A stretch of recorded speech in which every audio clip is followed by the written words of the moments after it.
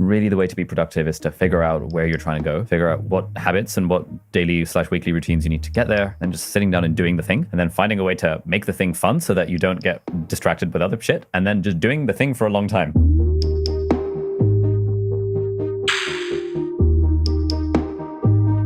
So you did it. We talked 3 years ago, and now it's real. We talked 3 years ago. We talked on the 7th of October, 2023, which was really? like 3 years and a week ago. That's nuts. And I was saying to you in that interview that like, hey, Ryan, I've just started writing my first book. Any tips? Mm-hmm. And you gave some really good advice. Yeah. And what did I say? Do you remember? You said so much stuff. You said the importance of structure. Okay. The importance of having your materials assembled and kind of knowing what you want to say before you begin to write. Sure. And the analogy you used was like, you're like, well, it would be weird if you decided to set off from New York and try and get to San Francisco, but you were just like, you know what, I'm just going to walk and I'm just going to figure it out along the way. It would be sensible to have a map. Although I would say the problem is people don't even know they're trying to head towards San Francisco, right? They just know they're trying to get somewhere, and figuring out where you're trying to go as you're doing it is a bad idea. That was a big part of my problem in that like the destination changed radically like every year in the 3-year process. Sure. Yeah. Well, you do the problem is you're trying to figure out when you're starting a book, you're trying to figure out the end result, but you haven't done all the thinking required to know the end result. Yeah. This is why I think like the proposal was a bit of a scam. Because the proposal, when I compare the proposal to the final result, there's like almost nothing in there that's like the same. But that's how it is in a business plan. Very few businesses resemble the business plan. But there's an Eisenhower quote. He says, plans are worthless, but planning is everything. And so I think it's actually similar there in that if you don't do a proposal, this is why I think most self-published books don't work. It's that because there's no forcing function required to get approval to start. There's no deadline. There's no constraints as to how long it can be, what it can look like. You can basically do whatever you want, which you would think would be an artistic sort of creative dream, but it's actually like potentially a death sentence. Okay, so here's something I'm struggling with at the moment. So I've been making videos on YouTube for the last like 6 and a bit years, made like 700 something videos, and like a couple of weeks ago, I had a sort of family health crisis, and that gave me a newfound appreciation of mortality and stuff, as it tends to. And I started asking myself this question, if money were no object, how would I be spending my time? Sure. And I realized I would still want to make YouTube videos and still write books, but I would want to do it on my own terms. I wouldn't want to stick to an upload schedule. I don't want to have stuff in the calendar. I liked the idea of an empty calendar, which is something that you also said 3 years ago. And I like I like the idea of being able to write a book and make a video and stuff when I feel like it, rather than on a deadline. Sure. And so I'm kind of saying to my team, guys, like, screw all the deadlines, let's throw the upload schedule out the window. But I'm kind of worried, will that turn me into some sort of waste man who's not actually doing the thing? Yeah. No, it's tricky, right? Because if you were to talk to, let's say, a professional athlete and be like, okay, you have this health scare, what would it teach you? It'd be like, it would really teach me how much I love football or how much I love basketball, right? And so they would still want it in their lives. Maybe they would change their relationship to it a little bit, but just winging it on your own is not how you are elite at a thing, right? So I agree, you want to sort of do it on your own terms. At the same time, if you are literally doing it on your own terms, you probably are not going to do it as well as you could do it, or even do it in a way that is worth doing. Oh, okay. So it's like, look, you obviously, the more YouTube videos you make, the more you realize that you should just be doing it for you, not for the audience, right? But if you truly didn't give a shit about the audience, why would you make them at all? Exactly. Right? You would just not, you would make things, but it would never. So by publishing them, you are admitting that it is for other people at some level, right? At some level, yeah. And so it's not as simple as it. So I do try to, I think less about sales, for instance. I'm doing it for me in that sense. And yet I benefit from the deadlines, and I can move the deadlines, but like to not have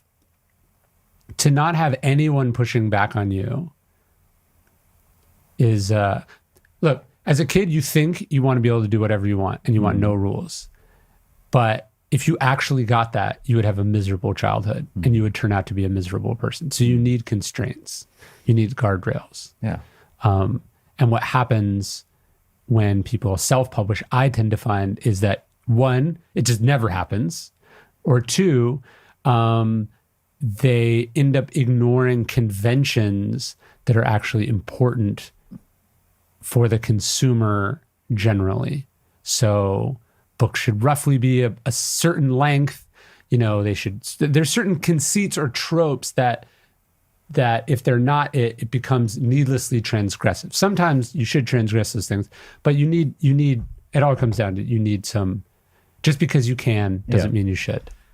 How do you think about this balance? Because like you've already made it, you can do whatever you want, et cetera, and yet you still write books seemingly on a deadline because they come out fairly frequently. Yeah. Like how do you balance these? Well, I do balance it. So I sold this 4-book series on the cardinal virtues. So I've done 2, and then I finished the 3rd, and then I pushed it a year. So it's done. I'm taking more time to do it. It's now like in the deadlines, or the release is the summer of next year, but there's a tension. So on discipline, I felt like pushing it, and it was actually the right thing to push through, and the deadline forced me to get serious about it and do it right. And then on this book, I was actually more or less ahead of schedule and doing great, but then I decided, for just family and lifestyle reasons, to push it a year. So am I pushing it a year because I'm being lazy, or am I pushing it because I want more time to do it well, or I want it to fit more in a more balanced way into my life? So I think I function well with deadlines. I function well with the sort of day-to-dayness of it. And I think, again, people think that the perk of success is being able to do whatever you want. And weirdly, you actually find that once you can do whatever you want, you need to self-impose constraints and boundaries if you want to keep doing it well and in a balanced way. Yeah, I found that when the pandemic hit, and that was when I took time out of full-time medicine for the first time, suddenly my whole calendar was empty. Yeah. And I immediately realized that, I kind of need some constraints here. And so I signed up for like art lessons and singing lessons and piano lessons and stuff to give some structure to the day, and fit in the YouTube and then some of the writing stuff around that. And I found that was really nice, but it always felt like a constant battle between kind of structuring myself and scheduling things in versus following my energy and like, today I have a lot of energy, therefore I want to film a video today, versus I don't really feel like it today, but like, I said I would do it every day, that whole thing. Yeah. It'd be wonderful if inspiration was sufficient, but it usually isn't. And you have to build a structure or a system. I think it's really important anyway. What does your, daily routine look like? What's the structure you've built around your... I usually try to get up early. I'll give you an example though. I try to get up early. I try to take my kids for a walk. That's like the beginning of what we do. And this morning I got up early. I made their lunches.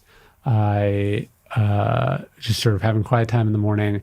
And then my son got up and he got really into Legos, and it was also cold. And so I was like, do I want to rip him out of this thing that that's also good, that's also I'm trying to encourage, to have a fight over a thing that might spoil him and wanting to do the thing in future times? I'm going to say no. So I sort of ripped up the playbook, and then I made them breakfast, and then I was taking a shower. And then literally as I'm getting in the shower, they wanted to go on a walk. And so we ended up doing, we just sort of, so I guess in the 48 Laws of Power, the final law, which I think a lot of people miss, is assume formlessness. So there's all these laws about do this, don't do this, do this, don't do this. But the last law is a kind of a strategic flexibility. And so to answer your question earlier about how I think about this stuff, I have found as I've gotten older and more successful that the rigidity that served me well early on has had to give way into a kind of flexibility. Now, there's always a tension or a concern. Is that flexibility actually just complacency or laziness? And I have to question each time what is my motivation here? But that rigidity has to become flexibility, or one, you suck all the fun out of it, and two, it's not sustainable over a long period of time, and it's very susceptible to being disrupted or blown apart by the complexity of life. So I have less of a routine, and I have more practices that I try to do consistently. Yeah. And I move them around depending on what's happening. What are some of those practices? Well, I try to get up early. I try to walk. I try to do some form of hard exercise every day. I try to not eat until, I try to have kind of a fasting window. And then I try to do writing before I do other things. Okay. So I am flexible on a lot of stuff, but I don't write at 3 p.m. because that's not conducive to doing it well. So just, you kind of know what goes. It's more of an intuition or a gut feel, as opposed to when I was younger, it was almost a form of OCD. It has to happen at this time. If it doesn't happen at this time, then there is distress, and that distress, you're almost doing the tasks to avoid the distress, which is not a good way to live. And how did having kids change your relationship with work? Well, it just blows your whole life up. Yeah.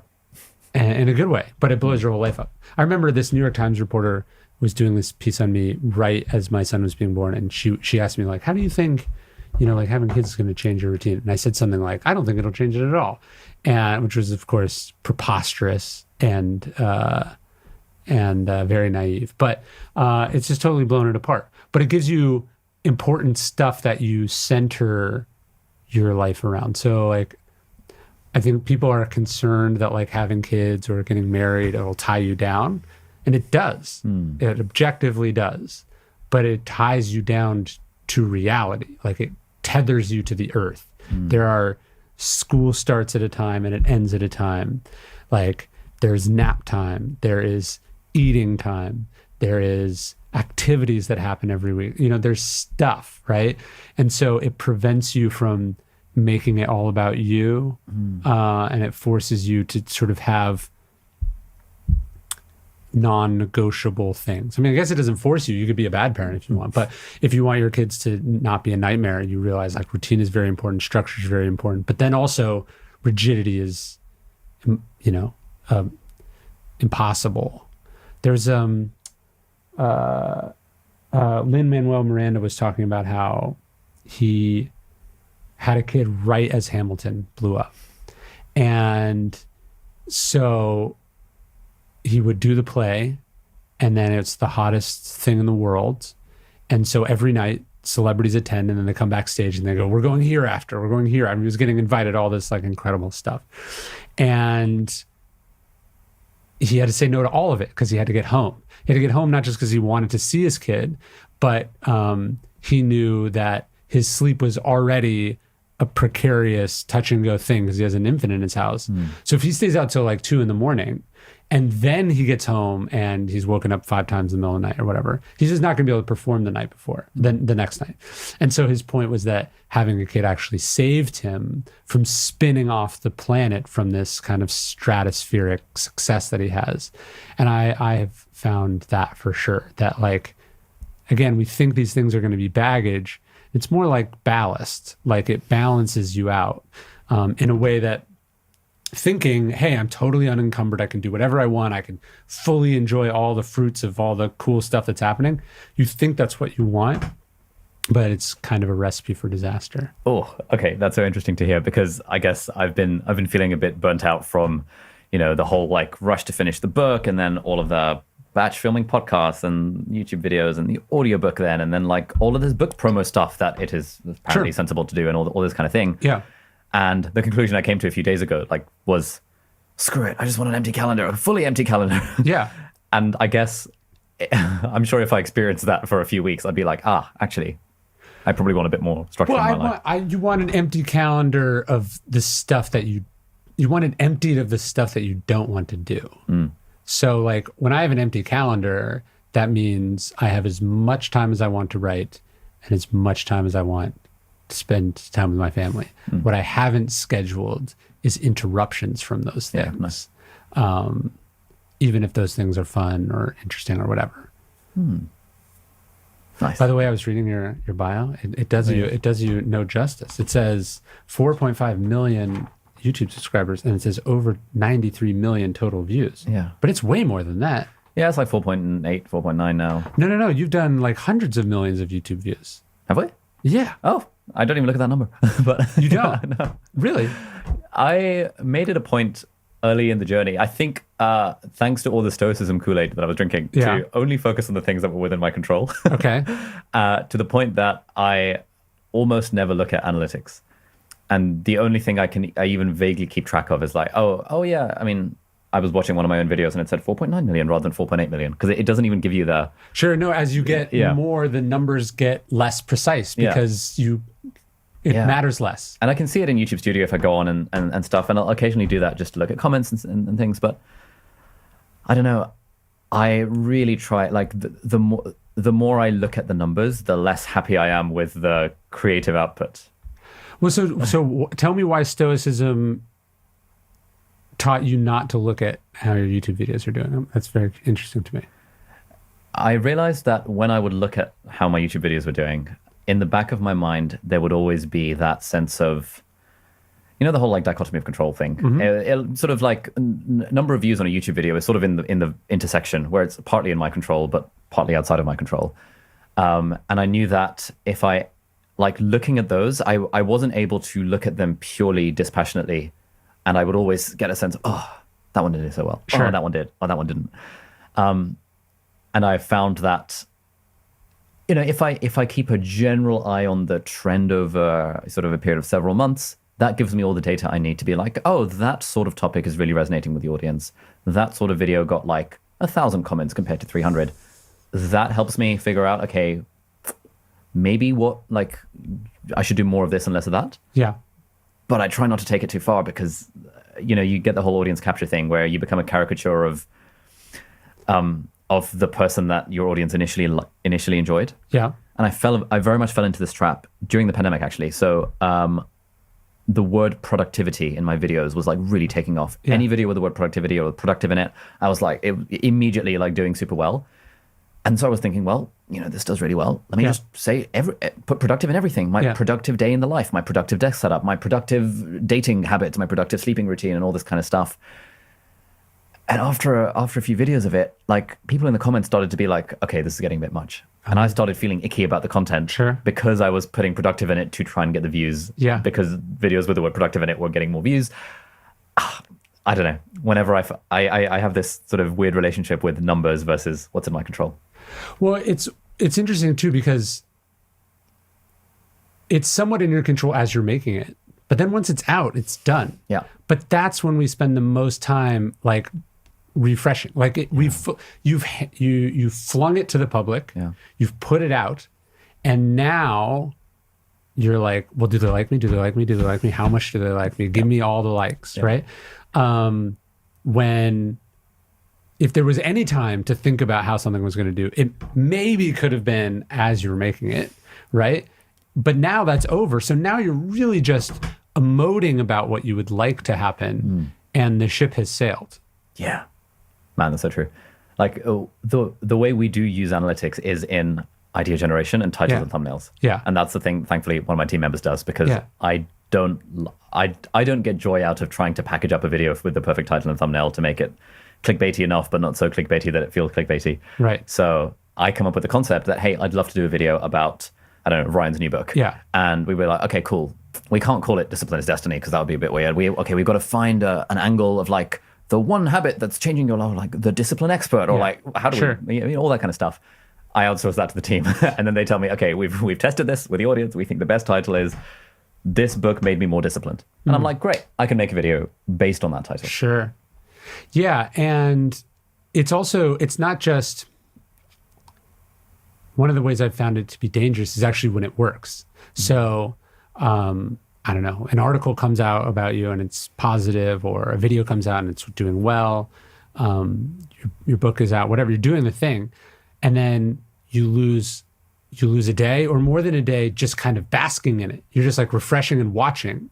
Like, so it's not even like you're torturing yourself. You feel crappy that nobody likes you, but it's like your reward for succeeding is a loss in productivity because you're just soaking in this thing that's really not in your control, that if it had gone the other way, you would be trying to work your mind around not taking it seriously. Do you know what I mean? Yeah. You'd be like, that's not why I made it. What matters is that I like it. What matters is how it does in the long term. You'd be trying to think through logically why you shouldn't be devastated by this bad news. But then when the positive happens, you don't do any of that. Yeah. And you just kind of sit there and soak it in. And really the punishment, though, is that you're not spending your energy where it matters or where it makes the difference, which is like making the next thing or just taking the day off. Like, if you're going to waste a day, go waste a day. Don't waste a day refreshing your Twitter feed. Yeah. There was that, I think it's that like Zen proverb or something, which is, before enlightenment, after enlightenment. Yeah. Before enlightenment, chop wood, carry water. After enlightenment, chop wood, carry water. Sure. And I often think of that when it comes to videos, and I also suspect with the book, because I think currently I have an unhealthy attachment to the New York Times bestseller list, as a lot of writers do. But I just really try and remind myself of whether or not the video does well, learn stuff, write about it, make a video. It's like, that's the thing. And it's like getting back to the process rather than thinking at all about the outcome. Well, you asked me about self-publishing earlier. I've experienced this unintentionally and intentionally. When The Obstacle Is the Way came out, I'd already sold the sequel. And so in one respect, that probably cost me a lot of money because The Obstacle Is the Way did, over the next year or two, start to do really well. So if I had waited, I probably could have sold what became Ego is the Enemy for a lot of money, a lot more money. But I'd actually sold like a proposal version of it while I was still figuring the book out. Yeah. So I was still doing the work of figuring the book out, but I was under contract. So I really didn't care that the book kind of was doing okay. And then I really didn't care that much when it started to do well. Like that right there is the first time that book hit the bestseller list, which was 5 years after it came out. Oh, wow. Nice. So I'd not only written the next book, but I'd written several more books. Like by having contracts for the next projects, I was just focused on doing the next projects, not on how each one did. And then with this 4-book series, it's kind of been the same thing. Like in 2019, I basically locked myself in till 2024, 2025. So basically like the next 4 or 5 years of my thing were locked in. So again, the downside is Courage came out, it did okay. Discipline came out, it did spectacular. So maybe I could have sold Justice for more. But all of that was irrelevant because I was just in the middle of writing the book. And I think it's better to be chopping wood and carrying water than constantly renegotiating your rate for what you are going to chop wood and carry water for, or whatever. You know what I mean? I know what you mean. Like to just have the next thing. So, if your thing is I make a video every week, you are already making the next video before one comes out. Yeah. Right? A comedian comes up with an hour, records the hour, then there is time before that hour comes out. And it's in that interim period that they're already working on the next hour. Yeah. So if the special comes out and it's a huge hit, they're working on the next hour. If the special comes out and it's not a huge hit, they're working on the next special. And you want to be in a rhythm like that because it insulates you from the thing that's not in your control, which is whether other people say you're amazing or whether other people say you suck. Nice. Yeah, I feel like all of this stuff comes back down to the process. And, yes. A big part of what we talk about in that book is, trying to find a way to make the process enjoyable and energizing. And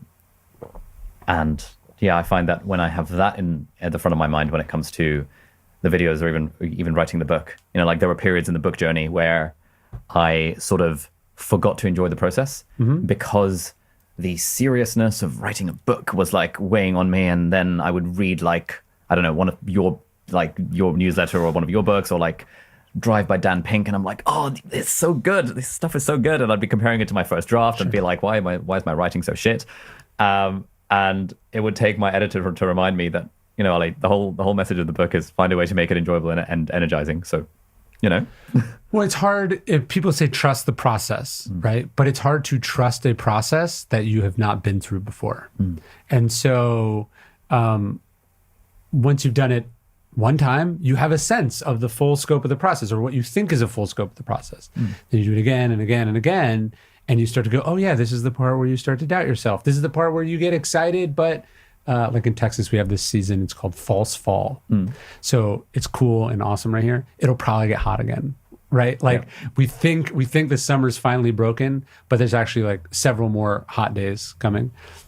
Projects are like that too. You think you're over the hump, you think you've done it, and then, oh wait, no, it's going to get hard again. But you start to get a sense of the rhythms of it, and then you can trust the process, and then you can also enjoy the process, because, you know, it's like the first time you go on a roller coaster, that specific roller coaster, you have no idea, is this going to be one of the ones where it's like this, or is it going to be the ones that right? But then once you've done it before, then you have you can kind of anticipate it, and you know when to hold on tight and when you can just go with it, right? And you can kind of watch the other people that have never been on it before, how much scary it is for them. And so I think it's not quite sufficient to just say trust the process, because it's hard to trust a process that you have not been through. Yeah, that's so true. I think so. I realized this very sort of tangibly. Also, you know, I've made like 700 plus YouTube videos in my time, and I know that recording it always feels like a total shit show, where I'm making so many mistakes and there's so much like crap in it. Sure. But I've done it enough times that I know the final product's going to be good, because our editor's amazing. Sure. We'll chop out all the crap and we'll make it look amazing.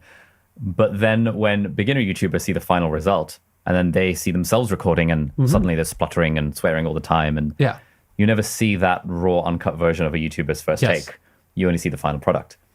And so now that I've been through the process once with the book, knowing how crap the first draft was, and then seeing the magic of editing over several months to trim it down and make it good, I'm like, oh, okay, I don't mind so much about having a crappy first draft now. Well, yeah, you have your crappy first drafts. I actually have a shirt there's a Hemingway quote, and he says, I have a print of it in my office, and I have a shirt too, but he says, you know, the first draft of everything is shit.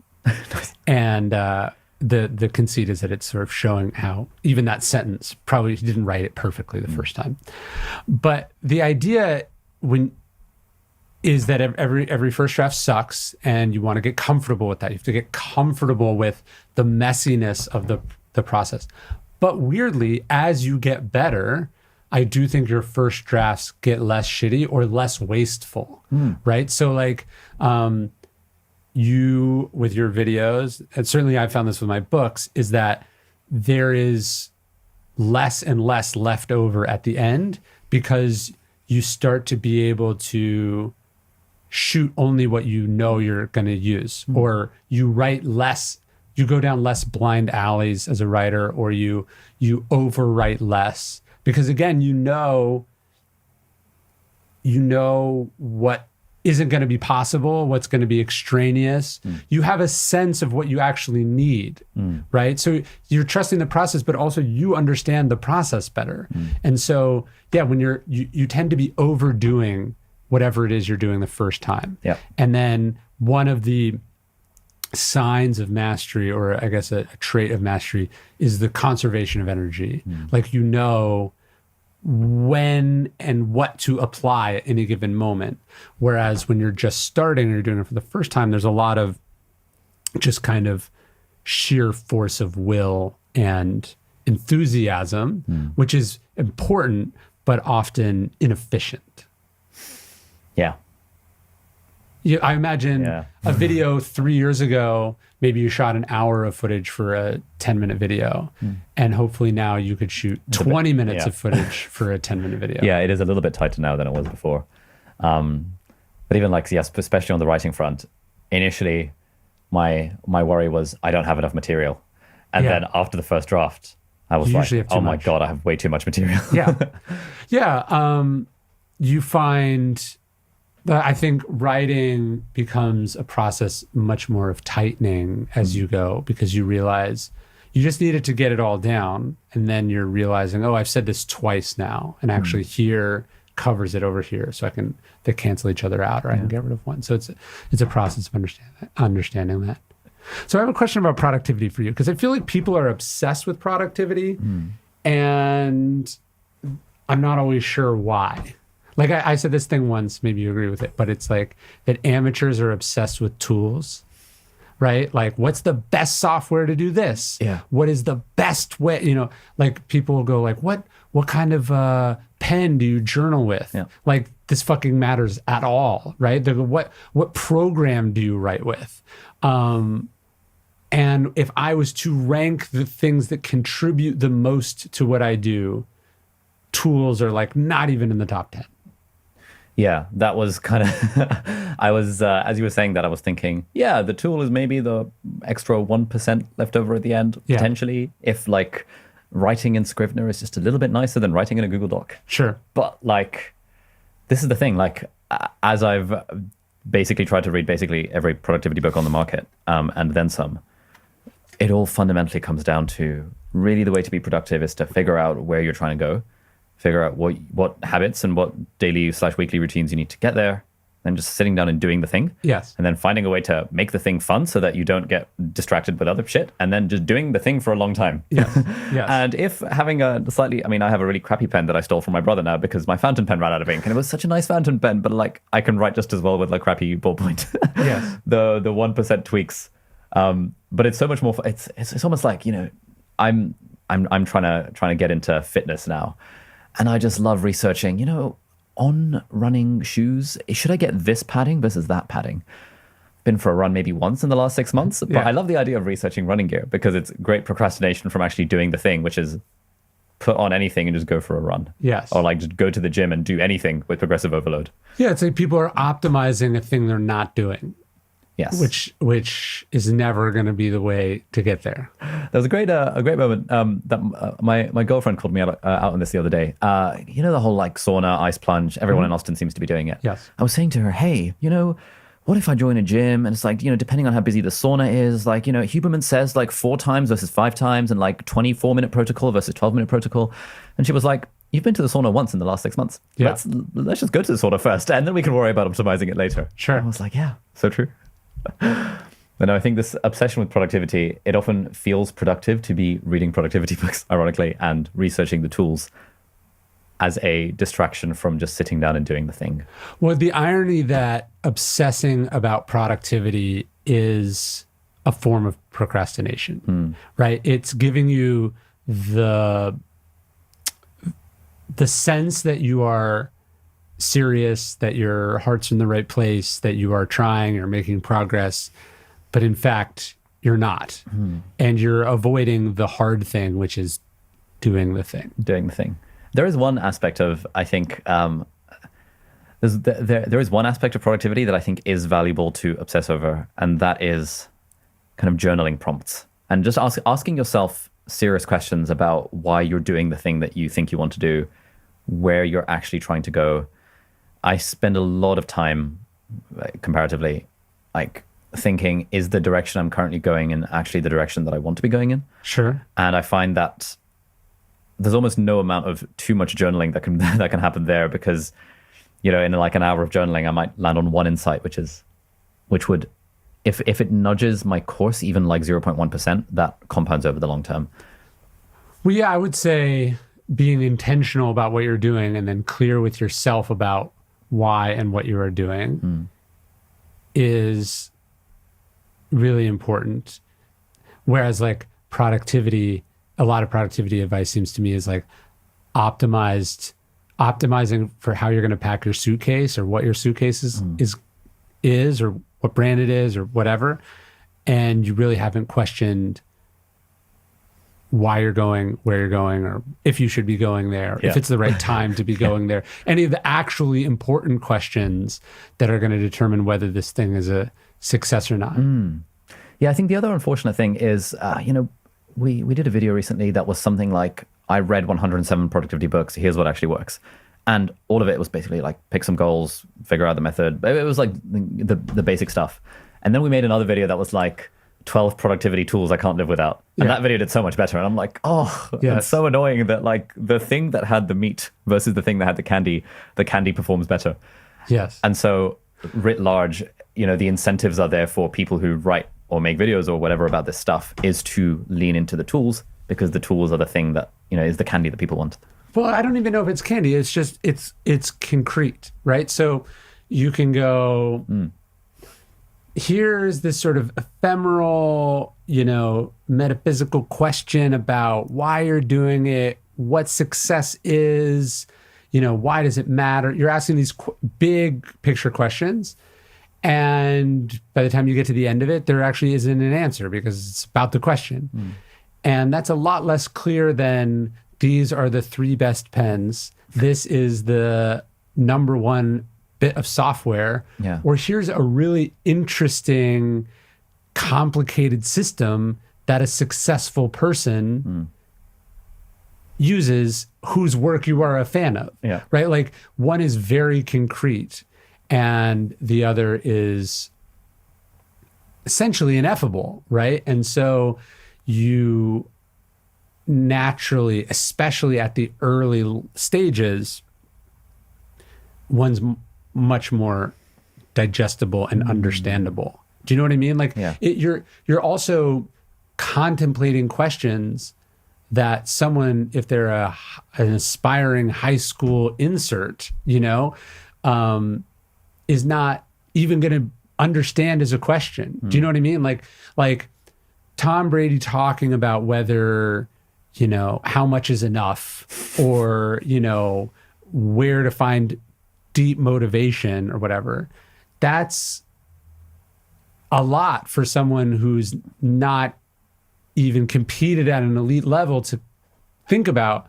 So it's easier to start with, well, what do you have for breakfast? Right? Or like, what kind of gloves do you wear? Do you know what I mean? Like one is much more relatable and accessible, but ultimately much more inconsequential. Yeah. I do find that there are some tools that, certainly when I was more of a beginner in the space, helped develop the habit, which was the thing that actually mattered. So, for example, reading about how different people do a weekly review is quite helpful. And I downloaded like initially the PDF template and then the Google Docs template, and now Notion templates are all the rage. But the point is, the weekly review journaling prompts / questions helped me actually do a weekly review. And a weekly review is just a very useful habit to figure out, like, how did I do this week? What are my top 3 things I want to do next week? Great, let's just do those things. So there are some instances in which a tool helps build the habit, where the habit is the thing that matters. Sure.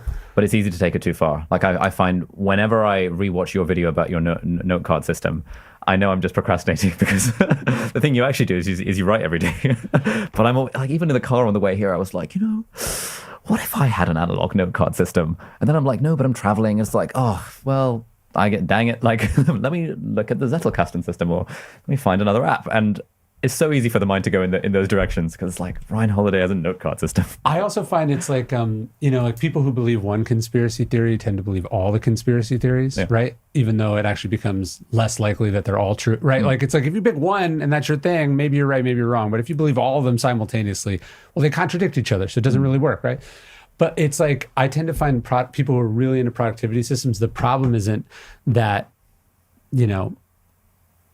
that this system is not as good as this system. It's that they're missing the point that a lot of it is a placebo, which is like, pick a fucking system and stick with that system. That's like, you're supposed to pick a thing and then that's your thing, right? And then you stop thinking about it. Yeah. The problem is they're like, first they're over here and then they hear this one's a little bit better and then they switch to so it's not the system that's the problem. It's not the tools that's actually the amateur quality. The amateur quality is the constantly moving and abandoning, because that's what's profoundly inefficient, right? Like you found the system and it was working for you. Like, I know actually at this point, there's probably something better than the note card system, but is it transformatively better? Probably not. right? So am I going to uproot the thing that I'm comfortable with, that works for me, that my old stuff is in, for something that's 9% better? Like if I want a 9% productivity increase, that's pretty easy to find. You know what I mean? As opposed to relearning how I do everything. Yeah.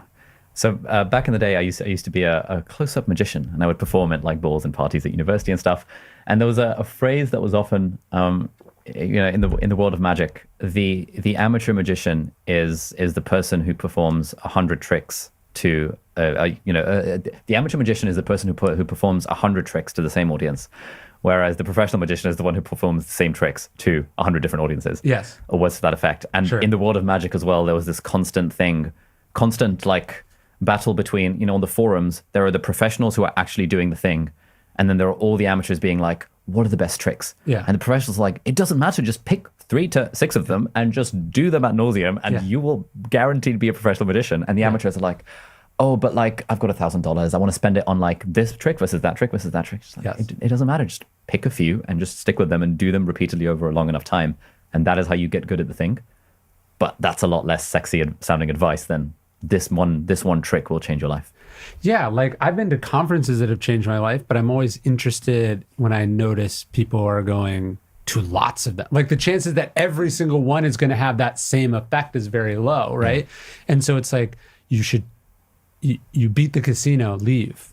You know what I mean? Like there's this tendency to sort of chase more and more when you've already gotten most of the gains. I've got some friends who attended like a sort of $85,000 mastermind week-long retreat type thing. Yeah. And after day one, they were like, damn, we know what we have to do. We kind of want to leave and just do it, but like we've paid $85,000, so we've got to kind of stay for the next 5 days, knowing full well that like all of this is going straight over their head because they just know they got the one thing, and they just need to execute on the one thing. And then 2 years later, maybe the thing number 2 or 3 will become relevant. Yes. But by then you've forgotten about it and you'll need to go to another event. So back to procrastination, one of my favorite quotes from Seneca is he says, the one thing all fools have in common is that they're always getting ready to start, right? So like they're going to do it tomorrow or they're going to do it later. They're going to do it once they get all the materials or tools that they needed. So I did give you the advice that to start a book, you want to do all your research first, which is true. And yet really the important thing is that at some point you start doing it. Yeah. Right. And because it can go on forever, the sort of preparing and analyzing and gathering and, I just need this other thing first. But really what you need to be doing is the thing. Yeah. It always just comes down to this. It comes back to this. And I don't know if you've played around with this, but I've experimented with so many different ways of doing the thing. Some, when it comes to videos, for example, some weeks I'm like, okay, the way I'm going to keep doing the thing is I'm just going to make a video every single day. And then I'll do that for a bit. And then I'll be like, oh, okay, but that's like too rigid. And it's like, well, more flexibility. And it's like, okay, cool. Tim Ferriss says batching is good. So I'm going to batch it. And Thursdays are going to be my filming day. And it's like, I'll do that for a bit. And I'll be like, oh, no, but like I missed that Thursday. And then I'll be like, Tim Ferriss said batching is good. So why don't I batch in a whole week and film 15 videos in that week? And then I can chill for 6 weeks. And then this was supposed to be a batch filming week in Austin, and I filmed nothing because I was like, I'm actually not feeling it.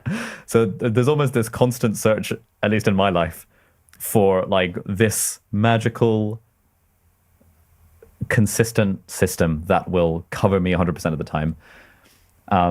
Thankfully, we have still been publishing like 2 videos a week for the last 6 years. So it's like, it's not, hopefully you're not going to take too much away from actually doing the thing. But I wonder for you, like you've been doing this a lot, this sort of stuff a lot longer than I have. How often has your system for doing the thing actually changed? Well, I do a handful of different things, right? So like, but the main thing, and I think this is important, you have to know what your main thing is, right? We live in a world where there's all these other kind of supporting things. They're necessary, not absolutely necessary, but I think they're important. But still you have to know what the main driver of everything is. And so for me, that's writing. Like writing the books is the main thing the other things are supporting the writing of the books. And the writing of the books is creating the ideas and the platform and the brand and all that make the other things necessary to begin with. So the writing routine is essentially unchanged. There's little tweaks here and there, but the main thing is like just sitting down and doing that thing. And it's not a thing that can be outsourced. It's not a thing that can be batched. It's the day-to-dayness of doing it on a consistent basis. To what extent do you enjoy writing? Well, there's an expression I like that says, painters like painting, writers like having written. So at the end of the writing day, I feel good. Do I feel good the entire time? Not always. Sometimes when it's fucking working, it's nothing better. Yeah. But if that's the only thing that fuels you, you're not going to be in a good spot. Because some days, some of the most important things come, it's one sentence in the midst of 2 otherwise unproductive, pointless hours, you know? So I enjoy showing up, and then I enjoy finishing. And sometimes that middle period can be torturous. So I was going to ask you that, like, when you say feel good productivity, does it actually have to feel good?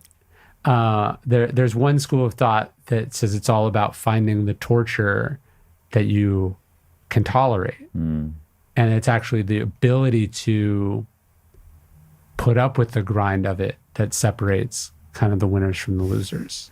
Yeah, that's the thing. So I think my thesis in the book is that it doesn't have to feel good, but it is generally more energizing when it does. Sure. Generally, like, positive emotions feel energy, feel creativity, feel like reduce stress, all that fun stuff. And so the question that led to the book in the first place was, you know, when I was trying to juggle working full time as a doctor and also building the YouTube channel and the business on the side, it just felt like a huge amount of grind in the day job and then a huge amount of grind afterwards to do the videos. And it seemed like, you know, everyone talks about how, you know, journey before destination. And I realized that I wasn't enjoying my day-to-day because of this sort of grind approach. And so I tried to find any tweak that I could to make it feel just a little bit better. And that's not to say that it was fun all the time or that it objectively felt good all the time, but I found a series of strategies that meant that almost anything I could make feel even just a bit better. And if it felt a bit better, it generated more energy, and it meant I had more energy at the end of the day to give to my other hobbies and friends and family and stuff. And it also made me more productive. So I think it's like, you know, when it comes to writing, for example, there are some basic things that I found was, you know, the first chapter in the book is about play and about trying to approach things in the spirit of play. Now, play, you know, a lot of people have talked about how comes about as a result of, often a result of the stakes being lower. So like Roger Federer probably isn't feeling play when he's in the Wimbledon final because the stakes are too high.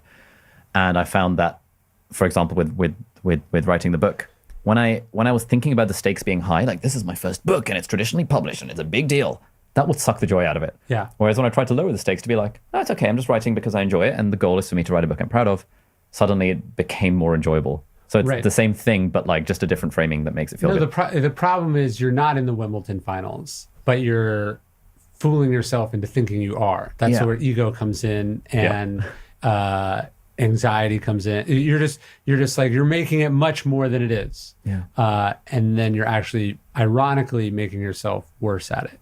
Yes, exactly. You know, the other big one is, you know, the idea of power. So we talk about that in chapter 2. Play, power, and people are like the 3 main energizers that I found, if you shoehorn a bit. And this idea that we get to choose what we're doing. Like, you could be doing the same thing, but if you think of it as I have to do this versus I choose to do this, makes a huge difference to how we personally feel about the thing.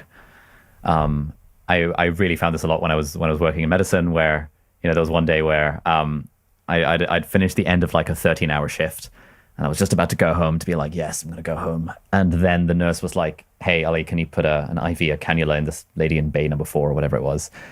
And I was like, oh, shit, like, this is going to be another half-an-hour job. It's like the nurse has tried and she couldn't do it, and so this is going to be really hard. And I was just about to go home. It's 13 freaking hours. I haven't eaten. And then I overheard that some other patient talking about like, oh, it's so nice being in hospital. The doctor's been so nice to me and things. And I kind of realized that I'd been falling into that trap of thinking I have to do this thing. And I think Seth Godin has a blog post about this that I remembered at the time, which was, you can just reframe that to, I get to do the thing. Sure. So I was like, I get to do this cannula. I get to make this person's morning sickness better so that, her baby's better and that she's better, because I was working on OBGYN. And it was just like this huge wave of relief that came over me purely as a result of a simple mindset shift of like, have to becomes get to. Well, also, I think one of the things I add to that is like, important things are hard, right? And so if you are good at something, if you have some sort of calling, you're supposed, I feel like each of us has kind of a unique potential, or we get sort of certain opportunities. Yeah. And with those opportunities comes a kind of an obligation. So like, when I hear about someone who is really talented and really good, and then I get the sense that they're just kind of half-assing it, or they're stuck or whatever. It's not that I'm judgmental, but I find it to be sad, Like, what do you mean you only wrote one book in 10 years? Like, you're not Robert Caro. You weren't slaving away on some amazing masterpiece. You were just ill-disciplined, and you took the obligations that I think your talent came with.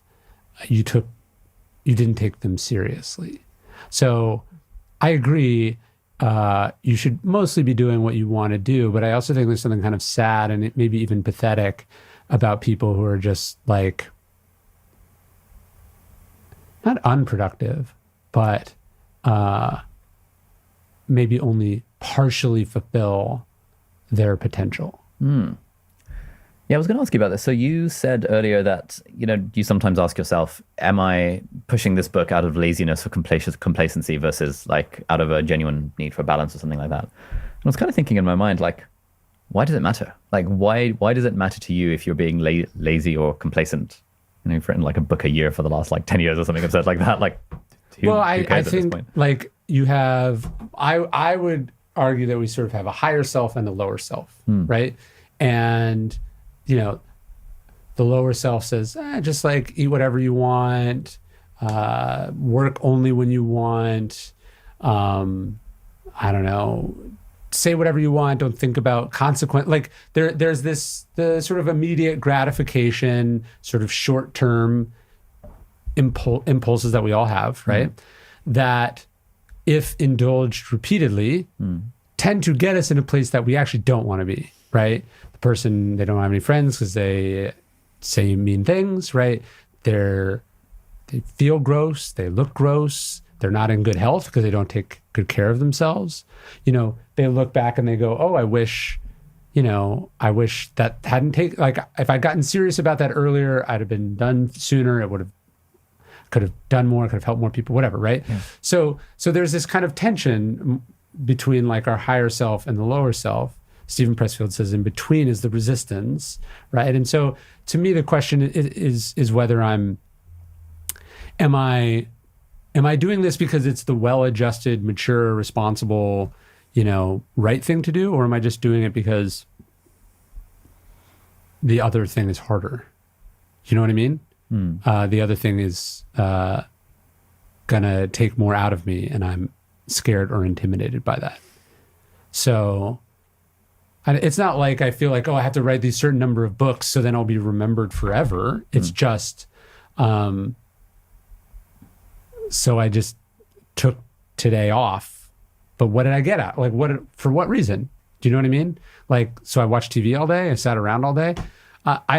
If I decided not to work because I'm gonna hang out with my family, or I'm gonna take a long walk on the beach, or I'm gonna read, or I'm gonna take care of myself, that's perfectly fine. That's a part of a great life. Sure. Doing it because I want to watch TV. Yeah, that doesn't. I don't think that gets you where you want to go. Some people might argue that watching TV is self-care, and so it's like, oh, I didn't work today because I felt, I don't know, stressed or burned out, and I needed to watch TV. No, I think if you're doing that, because if that's actually what it is, more power to you. But is that it, or are you lying to yourself? So for you, when it comes to like writing more books, Like, I'll put it this way. Yeah. Recovery is important, right? Like Okay. if you work out, recovery is important. You have to have a certain number of days where you recover. You let the body rest and recuperate. yeah. Is that what you're doing? Or are you just not doing it because it's hard to do? It's always hard to do, right? So, and the whole point is that it's hard to do. If it was easy to do, there wouldn't be any benefits to it, right? So, you know, are you stopping because you're sensitive to an injury, or are you stopping because pretending that you're being sensitive to an injury is an excuse to stop? Yeah.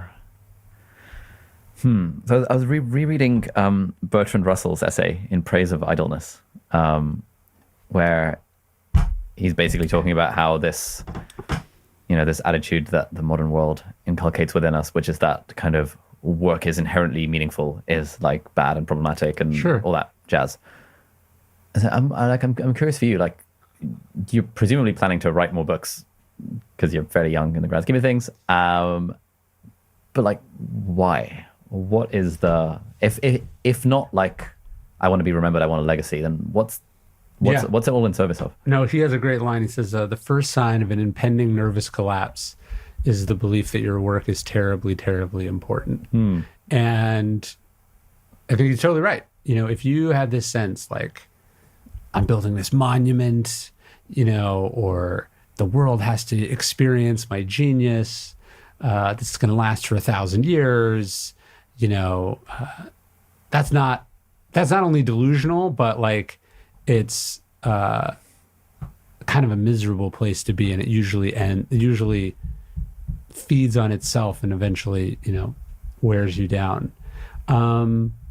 At this point, I write books that I am interested in writing, like that I find myself better for having done. This book that I just did in the Virtue series, so I did Courage, and I did Discipline, and now I'm doing Justice. I'm almost certain this will be the worst selling book in the series, the Justice one, because it's the least, you know, you talked about certain terms, you know, will perform The well. word discipline is good. Yeah, discipline, like, obviously, courage. I knew if I did a good job, it would be a home run. Yeah. This one, even if I do the greatest job I possibly can do, you know, it probably has a ceiling on it in some way. But like, I was better for having done it. I learned something. I articulated something to myself in writing about it. If my kids are the only two people that read it, you know, like I try to find standards of success or motivations that have become more self-sufficient as I've gone. Yeah. So at this point, I write things because creatively I find them interesting. Yeah. And I love the process of being in the middle of it, even when it's really hard. And the same thing is true with running. Like, I love and I hate running. Like, I obviously not doing it is easier than doing it. Yeah. But when I don't do it, I feel worse. Like, I feel not in an addictive way, but I feel when I do it, I feel proud of myself. I feel physically good. My mind gets in it. Like, it's better that I do it than not do it. And the feeling of being in the middle of a book, both the momentum of it and the frustratingness of it, it all kind of combines into it, just an overall rewarding, immersive experience. That's what a flow state is. Yeah. So it sounds like for you, writing is the thing that your higher self does and wants to do, and therefore is almost good in its own right, regardless of how the outcome turns out to be. I think so. And so you push yourself to write on days even when you don't feel like it. It's like going for a run, like going to the gym. It's like the thing that you know is good for you, that you know is aligned with your own personal values. And you don't want to be the sort of guy that's like, you know what, I'm going to skip writing for the next year so I can play more video games kind of vibe. Yeah, one of the Stoics, his name was Musonius Rufus, he says, when you do something shameful for pleasure, the pleasure passes quickly, but the shame endures. And then he says, but when you do something hard for good, the effort passes quickly, but the good endures. Oh, and nice. I think that's good. You find whether it's pushing yourself physically, like exercise, whether it's throwing yourself into a big project, whether it's sacrificing for someone or something, you quickly forget all that it took out of you and all that went into it. And you think about the impact that you had, or you just think about the plane you temporarily ascended to get there. And then when you think about, I don't know, the cake that you ate, or, the off day that you took, or the urge that you submitted to afterwards, there's that period where you go, that's what I did all that for? That 5 seconds, or not even the 5 seconds, right? And that's the higher, lower self. So you've recently done a bit of a, well, I wouldn't say pivot, like side hustle on the whole daily dad stuff, which is interesting. A lot of, I've been I found myself reading a lot of like parenting advice recently. I'm not even close to becoming a dad, but I was just curious, and I'm part of your daily newsletter on that as well, because it's just interesting. But there seems to be this really common thing of like people working hard in their career, sometimes at the expense of their family. And you'll hear people say that, like, I thought I was doing my kids a favor by working on and doing this thing and like focusing on my career and stuff, but actually what I maybe should have done in hindsight is to spend less time on my career and more time on the kid stuff. Yeah. How do you think about that balance between like working hard at the thing, but also like being there for the small ones? Well, it's very insidious, because you say, I'm doing it all for them. And so you are doing something very selfish, but you are cloaking it in selflessness. Like, that's why I'm getting on this airplane. That's why I'm staying this late at the office. That's why I'm, blah, blah, blah, blah, blah. But if you asked your kids, what do they want? Like, more money would be nowhere in that list, right? Or if it was on the list, it would be such a preposterously and refreshingly childlike understanding of money, that I think it would humble you. So you're saying you're doing it for them, but you're not. You're doing it for you. You're doing it for you. And the tragedy of and the irony of I'm doing all this for the people I never see is a very sad, fucked up place that a lot of sort of high-powered, accomplished people find themselves in. And I heard something great once. Someone said, like, success is your kids wanting to be with you when you're an adult. And so, like, how will you measure your life at the end, right? It won't be like the size of the inheritance that you leave them. It will be, are you still in each other's lives now? So how do you invest in, that's not something you can do later. You know what I mean? So you have to make those decisions now. And they're costly and uncertain and the worst part is you don't even know how much it's costing. I mean, this is obviously much scarier and sort of systemically imposed on women, right? So like you're going to take 3 years out of your, cumulatively 3 years out of your working life in your 20s and 30s, which has this enormous cumulative compounding effect on the trajectory that you're going to end up on. That's a very scary thing. And it's unfair in a lot of ways. But at the end of your life, it's probably going to be something you're glad that you did. And so I think a lot of men just sort of unthinkingly don't do it at all. But I've tried to sort of go, what is it that you want to do and who do you want to be? There's this great term, an art monster. I forget this female writer, she was saying like, my dream was to be an art monster. Basically just me and my work and no family, no no baggage, no impositions, just me. There are a lot of art monsters, and they've written great stuff. But when you read their biographies, you just sort of go, what? Was that worth it? And it kind of taints all of the stuff that they did. It makes it much more bittersweet and not so great. How did you decide to, go into the dad stuff rather than stay in your lane as the Stoic guy? I don't know if I really decided it. So writing the Daily Dad, the reason I decided to do the Daily Dad was that writing the Daily Stoic made me better as a person. You can't every single day sit down and try to take insights from the wisest people who ever lived and distill them down into a couple hundred words over and over and over again and not emerge somewhat bonded to those ideas. Like it gets in your bloodstream, right? Yeah.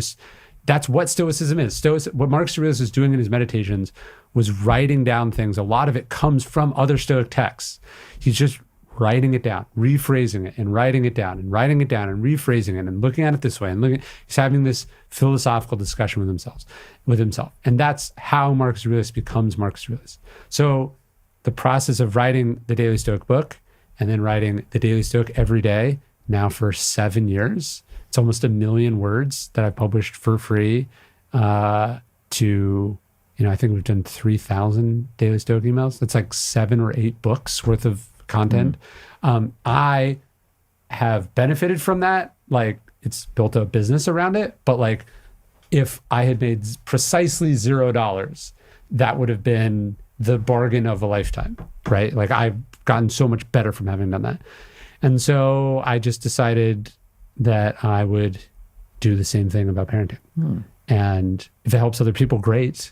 If it sells books, great. But the process of having to intentionally sit down and think about and then write about and then publish, how I want to think about these things has made me better. And that's how you should think about it. I was talking to my wife last night. We were talking about this book that we were reading, and you get all the way to the end. You're like, that was good, but actually you needed to read it over like 6 months, like a couple pages a day. Like I just read this great book by this parenting expert named Dr. Becky Kennedy, and so I read it.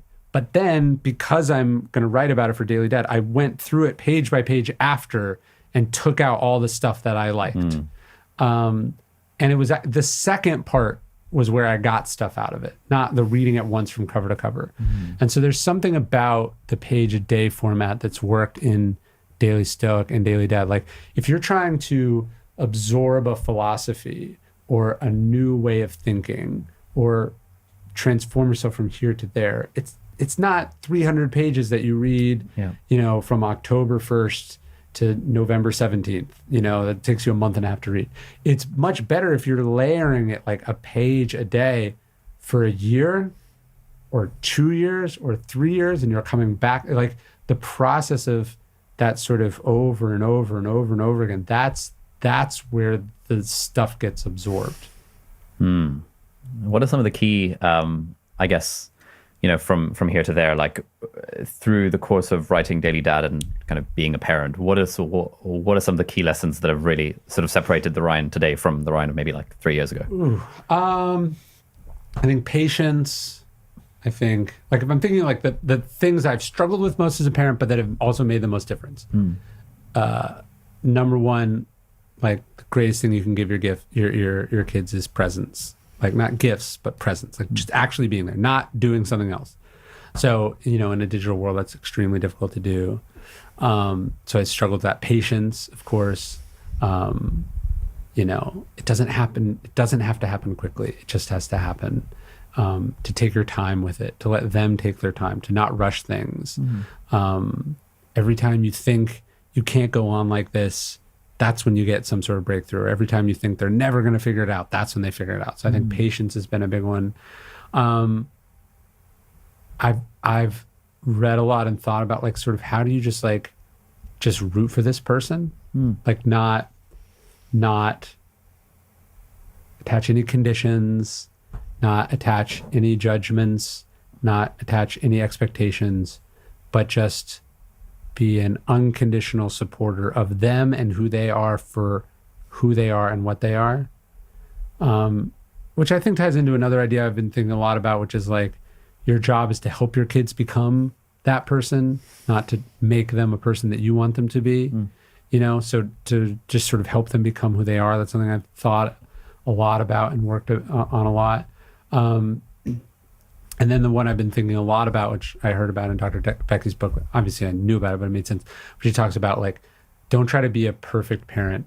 Try to be a parent who's really good at repair, like at fixing it when you mess up, fixing it when things didn't go the way that you wanted them to go, you know, reconnecting when, you know, there is conflict or when people go in separate directions, but repair.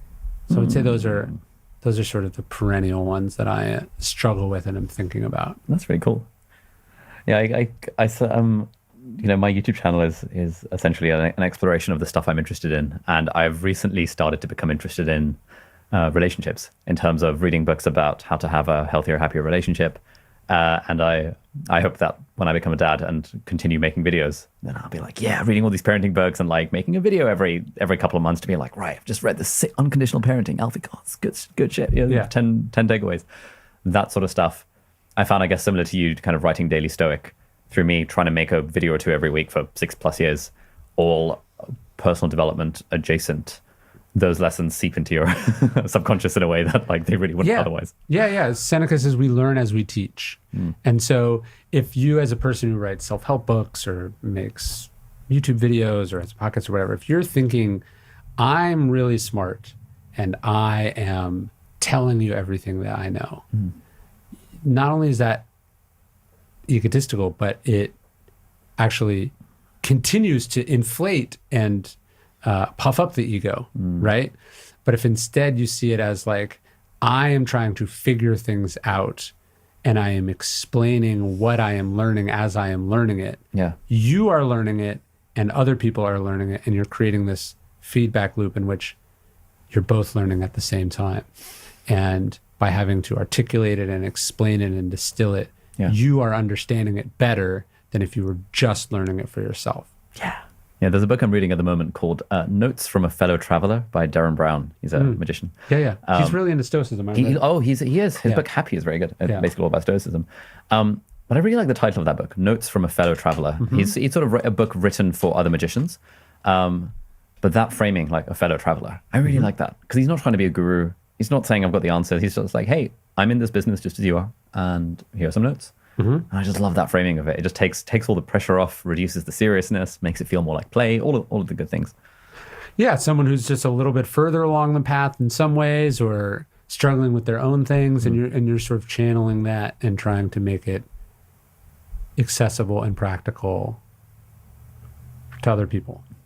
What are some, like, I really like this list of the parenting some things. Do you have any on relationships in general, like the romantic relationship with your wife and things? What are some things that you guys do that maybe you've discovered through reading and stuff? Well, I always say that the number one, so I've been with my wife now for 17 years. We met when we were in college, and we met at a college party. We got married almost 10 years ago. I think it's 8 years this year, 9 years. So it's been a long time. So it's and we've basically been married that whole time, in that we always had a very sort of involved, like, serious relationship, as opposed to just, we've known each other a long time. And so people sometimes ask what the secret to, like, lasting that long is. And I usually say that the secret is to not break up. That's the secret. That's the number one secret, is to just not break up. Because I'm joking, but I'm also not joking, right? Like, I think just as a productivity system or a business or a lifestyle, whatever, it's about picking a thing and then sticking with that thing, right? Through the ups and downs of what life inevitably brings you. And I find, obviously we got together before online dating was really even a thing, but then dating apps. And like, I noticed that a lot of my friends struggle because it's easy to break up and it's easy to find another person. Do you know what I mean? Like, essentially an unlimited amount of other fish in the sea exists. And if you conceive of that, it makes it very hard to do what a relationship requires. You know what I mean? Which is sacrifice, which is struggle, which is putting up with shit, you know? So it's hard. It's like, it's really hard. It's hard. So I profess to have no secrets other than don't quit. I mean, it's amazing how in all these different spheres, like, you know, the stuff you were talking about with kids, presence, patience, rooting without conditions, judgments, expectations, being repair and not being perfect. All of that stuff applies to every other aspect of life as well, like work too. Well, even the kid stuff applies to yourself, right? Because we all have this inner child that needs work, right? That's stuck somewhere, not fully developed. And one of the beautiful things about having kids is the way that it allows you to reparent yourself, because you suddenly fully understand what a 6-year-old is going through, or a 9-year-old is going through, or a 9-month-old is going through. And you can see more clearly now the things that you didn't get that maybe you needed, or the ways that how everyone used to do things was insufficient. Maybe just for you specifically, or maybe just as a practice, it was terrible. And you can kind of see, oh, okay, I can't go back in time and fix that, but I can do things differently here. And I can also empathize, connect with an earlier version of myself that needed those things too. And that by giving that thing to someone else, you're also partly healing yourself. That's great stuff. You're in pretty good shape. What are some of the secrets to staying in good shape as you've been a parent? I profess to have no secrets there either, other than I try to run, swim, or bike every day. I just try to do some hard, strenuous physical activity every day. And if there is a health benefit to that, I consider it a bonus on top of the 2 real benefits that having an exercise practice gives you. One, you are literally practicing having a practice. Like, every day I go for a run. The default is that I do the thing. And every time I do the thing, I am building the muscle of doing the thing and being the kind of person that does what I say I'm going to do. Yeah. Like, it's not fun to do it. It can hurt to do it, but I get up off the couch and I do the thing that I say I'm going to do. And the second benefit of having the physical practice is that it's usually getting the mind moving in some way. And so, you know, there's no screens, there's no multitasking. You're just in that headspace. So like I have the flow state every day from the physical activity. And the days when I don't have it, nothing else works as well. Do you do any weight training? Or? Yeah, I try to lift weights like, I don't know, a couple times a week. I feel like I've seen some B-roll of you in like the backyard. Yeah, I have like kettlebells, or I have like a squat rack. Like, I do some stuff. Not as in the pandemic, I got more into it than I do now. The important thing for me is I run, swim, or bike. Like, I do some form of cardio exercise for a long period of time. And then if I can get the other stuff in, sure. Changing gears a bit, I was re-listening to the conversation we had 3 years ago in the car on the way here. And one of the things you said in that has actually stayed with me for the last 3 years. It was something to the effect of, you know, you've got all these friends who are in real estate, and sometimes you're like, maybe I should get into real estate. And then you realize all your friends want to be self-help book writers, and you're like, I've got a pretty good gig. Yeah. I wonder if you can just sort of like riff on that for a sec. Seneca had this word euthymia, which he defines as tranquility. He says tranquility is the sense of the path that you are on and not being distracted by the paths that crisscross yours. He says, especially from those who are hopelessly lost, which I think is very beautiful and true.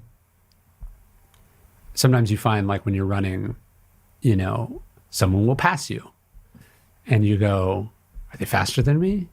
But they could have started 8 seconds ago and you could be 5 miles in, or they could be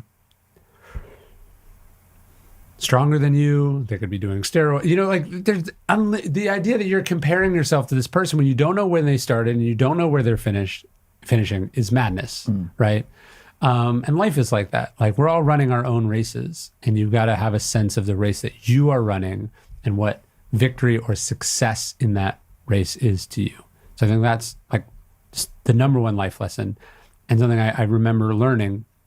I'd run around this track in college, and I would sometimes catch myself picking up my pace to keep up with someone else, and then they would stop, and I'm like, I just gassed myself. Now I have to cut the run short because I was competing with this person and I have no idea what their goals are, what they're doing. I know nothing about them other than competition, and it sucks you in. So I think that's a really important lesson that I've learned from the physical practice over the years. But one of the things about jealousy or sort of envy, the sort of competitive urge that we feel in other parts of our lives, is that we don't spend a lot of time thinking about who that other person is, what their life is like, and what they want. Marcus Aurelius says, like, the people whose approval you crave, he says, take a minute to think about who they really are and see what that does to the approval you want from them, right? It's like you just go, oh, this person has this, I want to be like them, or I want to be accepted into that group, I want to be in this club. And you're not really thinking about who those people are, what they do, whether it's working for them.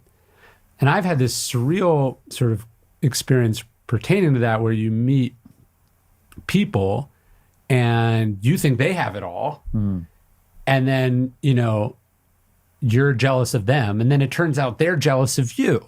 Right? Like jealousy almost always takes for granted what you have because it's, eyeing what someone else has. And there's usually an ignorance of what is it actually like to be that other person? And I found it's funny. You meet these billionaires or whatever, and what do they actually want to do? They want to write books. Like they have all the money in the world, and what are they trying to spend the money on? They're trying to spend it on having the thing that I get to do. And so I try to remind myself of that and count myself as lucky to get to do this.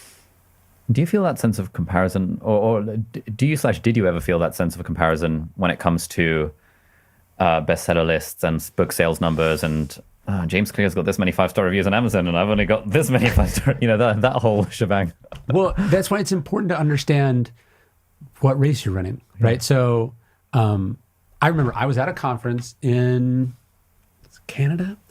I don't remember. I was at some conference, and James, who was then he had this popular newsletter, and I sort of vaguely knew his work. We talked a couple of times. I was doing a panel or a session on publishing, and he came and he asked for a bunch of advice, but he was just generally, if I remember correctly, quite skeptical about why anyone would traditionally publish or publish a book at all. He's like, why would I do this? I have this huge email newsletter. Why wouldn't I just write stuff on the internet? And I said, look, people have read books for thousands of years. It's a medium that has a certain cultural significance, and books are actually a great way to deliver ideas, right? But there I was, a person who'd published, a few successful books at that point, and I'm sort of like condescendingly telling this internet writer why publishing should, be something that he considers. And then a couple years later, he puts out a book, and that one book has sold more than all of my books combined, and then some. So, the one reaction to that would just be jealousy, scorn, cynicism. Like that could make you feel shitty. Yeah. And I think there are times in my life when maybe that would have made me feel shitty. But first off, I like James. Second, I think he's a great writer, and I think Atomic Habits is actually a very good book. And third, I don't know how many I'm counting now, but whatever. There is no universe in which that book selling more or less copies affects my life in any negative or positive way. Yeah. Right? Like, so that book could sell 100 million copies. It's not coming out of my pocket, right? So more power to them, right? And so I've tried to remind myself of that. But then what you have to do when you realize you're running your own race is you have to go, James is writing a book about habits, which is for everyone. I am writing about an obscure school of ancient philosophy, which I would like to be for everyone, but by definition is probably going to be for fewer people. And that is a choice that I made willingly. I can write about whatever I want. I could have written about whatever I want. I chose this thing, or this thing chose me because it's the right thing for me. And you have to be able to go, right.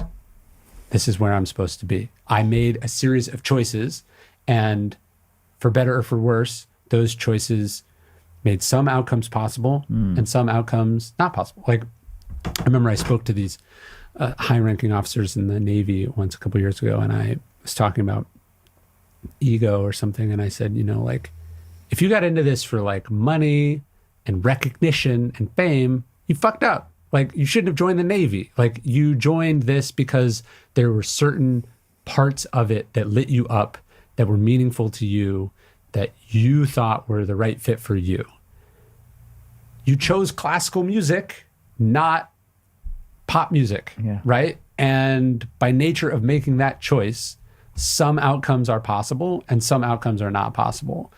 And you have to accept that. And the worst thing you can do is make those choices, which are objective and a sort of unbeatable, and then work really hard and expect things that are in contradiction of that choice. Do you know what I mean? Like, if you're a classical musician and you go, my goal is to be the best classical musician I can be and to push the boundaries of the blah, blah, blah, blah, blah, then you can succeed. If you go, I'm putting out this album and I hope it debuts at #1 on the Billboard charts, you're almost surely going to be severely disappointed because you've chosen something that is a smaller pool. Maybe you have a higher floor but a lower ceiling. That's the nature of the choice that you made. And being honest with yourself about that is really, really important, at least for happiness. Yeah. Do you ever meet writers who you feel have sort of this unhealthy relationship with comparison?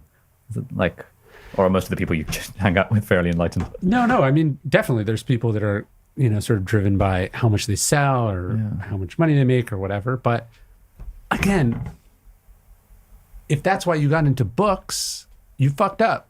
You know what I mean? Like, if you got into writing books for money and fame and power, you're an idiot. like there's, that's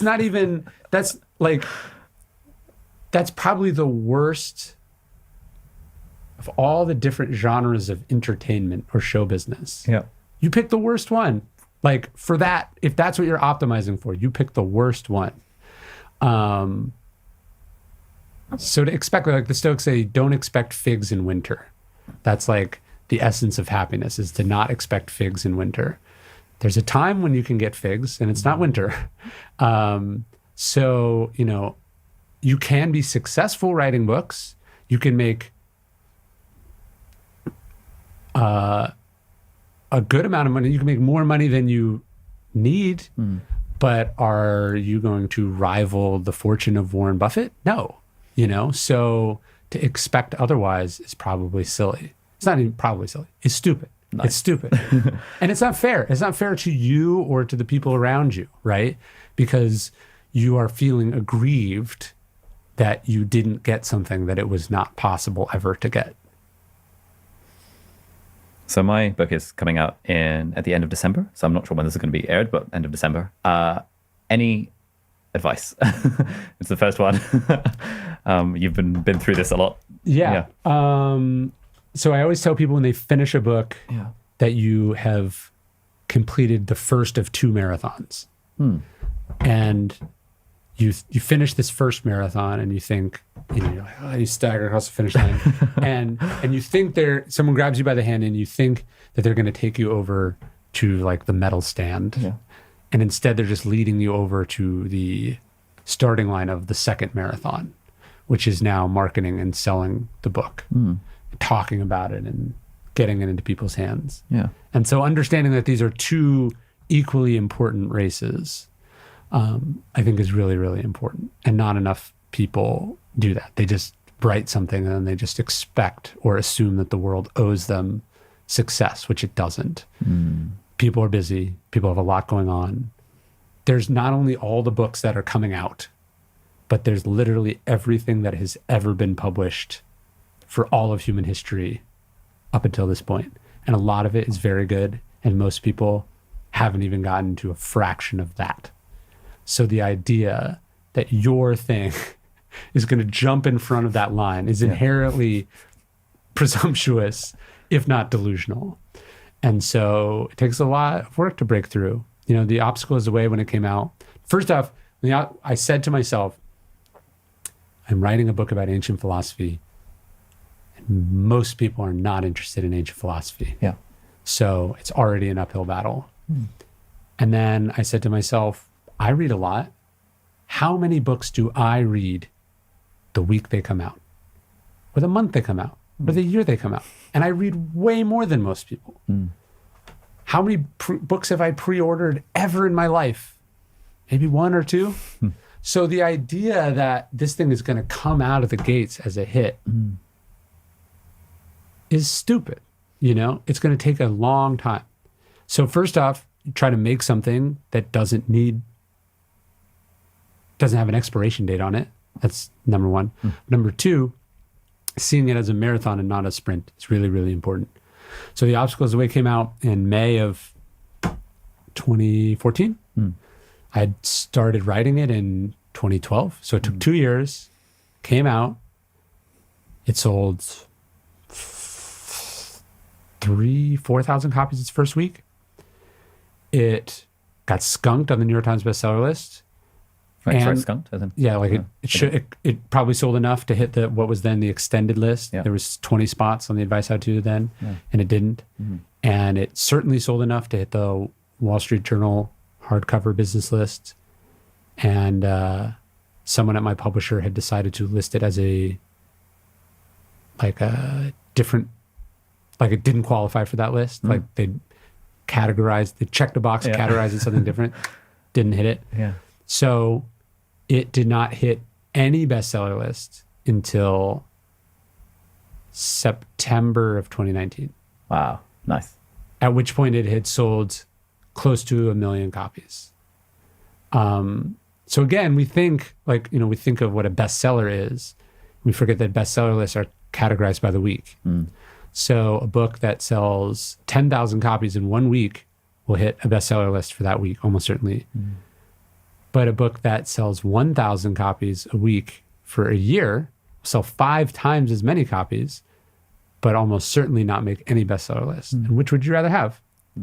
And so it's about setting yourself up to last, and it's about not quitting on it. Nice. And The Obstacle Is the Way most years sells more copies than it did the previous year, which is, pretty rare in publishing. But every single week that comes out, that it is out, how many copies it sold in its first week becomes less and less important. Right? And unless you are not successful, that will be true for your project.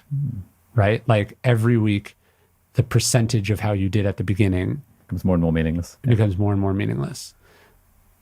But that's very hard to think about when it is 100% of the weeks that you have been out, right? Takes time. And realizing that when the thing I tried to say to myself is to people who have never heard of you, you are new. So I'll probably almost certainly have an email in my inbox when I get done from this from someone and say, I just read your book, The Obstacle Is the Way, that is approaching its 10-year anniversary. Yeah. Right? And so to them, it's a brand new book. And it's a brand new book to them because they're a junior in high school. Yeah. and they were 8 when it came out, you know? And so, you know, that's what sort of lasting can do. And to sort of be patient with is the main thing. One of the we have a Telegram group for our podcast, and we said we were going to interview you, and we had like loads of people asking loads of questions. There's one comment from one guy that I felt a bit salty about. He was like, Ryan Holiday says the same stuff on every podcast he's interviewed on, and I was like, because I say the same stuff on every podcast I'm interviewed on, and it's like, it's kind of like a thing you have to do, and I found that it was less a comment on you and more like I started thinking, fuck, you know, I've made the same video so many times. I've been talking about productivity for like 6+ years now. I've basically been saying the same stuff, but each month we get like 100,000 new subscribers. So it's clearly new to someone. Yeah, there's some main character energy in people who don't realize that most people are consuming this thing for the first time and hearing about this person for the first time. So, you know, as a creator, there's a little bit of narcissism in that you go like, everyone's following everything that I do. And in fact, not only does most people not know that you exist, even the people that know you exist and are fans, you're like 500th on their list of priorities. Like I think about my favorite bands, my favorite authors, like how closely am I following their life? Like not at all. Yeah. I have main character energy in my own life. Yeah. So realizing that like that self-consciousness can actually hold you back as a creator because you're like, people will get mad that I just talked about this 2 videos ago. And actually they didn't see 2 videos ago, so you're not. But the other product of this is the other part I would say to that person that's a little tricky is it's like, dude, it's not my fault. Like I can only answer the questions that I'm being asked.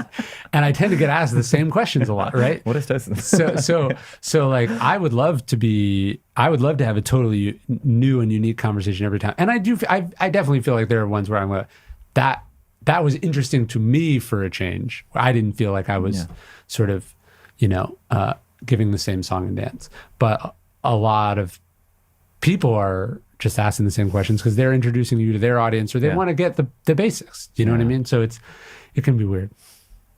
Do you ever get bored writing about Stoicism? Not really, because one of the ideas from the Greeks is this idea that we don't step in the same river twice because the river changes and you change. And so, I mean, I've been doing the Daily Stoic email every day for 7 years. And I've probably used some of the same quotes hundreds of times at this point. But it feels new to me every time I do it because what I'm trying to say or the way into the idea is different. And I know the audience is different. And I know what's happening in the world is different. So it certainly keeps me, it feels fresh to me because life is fresh. But when I am bored, I just write about whatever I want. You know, like it isn't the only thing that I do. And so when I feel like writing something, I write that thing. Yeah, because people sometimes ask me that, you know, aren't you bored of talking about productivity? I'm like, honestly, not really. Like I'm bored of, I guess, making videos that are like top 10 productivity tools. But I do very little of that these days. And I think productivity is, you know, really just about using our time well, which covers basically everything in personal development. And so even if I'm writing about relationships or making a video about health, I would count that as productivity. Yeah, but also, you know, productivity to you when you were in medical school is different than what productivity is to you now as you are not in medicine. It's different to you when you had 1 employee. It's different to you when you had 10. You know, what you're going through and where you're applying it is fundamentally different. So even if you're talking about the same ideas, you have a larger sense of it, you have a larger set of experiences to draw from. And so even if it is the same, it's better and different because it's based on more. Why do you think people are so interested in passive income? I'm really interested in passive income. Does it exist? I think it does. So there's this whole dream. I'm not sure if Tim Ferriss used the phrase in 4 Hour Work Week or if it was a thing afterwards. But I remember reading that book when I was like 17 and just about to 4 Hour Work Week? Yeah, and just about to apply to medical school. And my mind just absolutely blew wide open at the thought that I could be making money while I slept. And just that thing of like, was always in the back of my mind. And now we know it's another one of those things that anytime we make a video on YouTube with the phrase passive income in it, we know it's going to do well because people love the idea of doing a thing and then it making money without needing your additional input. I think kind of like books. Books are a source of passive income. Yeah, well, intellectual property. Exactly, yeah. You wrote The Obstacle is the Way 10 years ago, and it's now been making you passive income ever since. I've certainly found in our business the stuff that I get so much satisfaction out of seeing like a Stripe notification that someone bought a course I filmed 3 years ago, and I've made $149 from it. And way less satisfaction making way more money on a sponsored video. Because there's something about it being an asset that is spinning off, I guess, free money that is like really nice and also I guess it really appeals to other people. Yeah, I guess that makes sense. I was talking to an internet marketer person that I knew, and like let's say he was saying like the email subject line like follow a strategy to make $1,000 a month or to make thousands of dollars a month would actually perform worse than say like this strategy helps me make $1,444.17 per month. Like he was saying like the specificity of it, even if it was total nonsense, resonated with people more.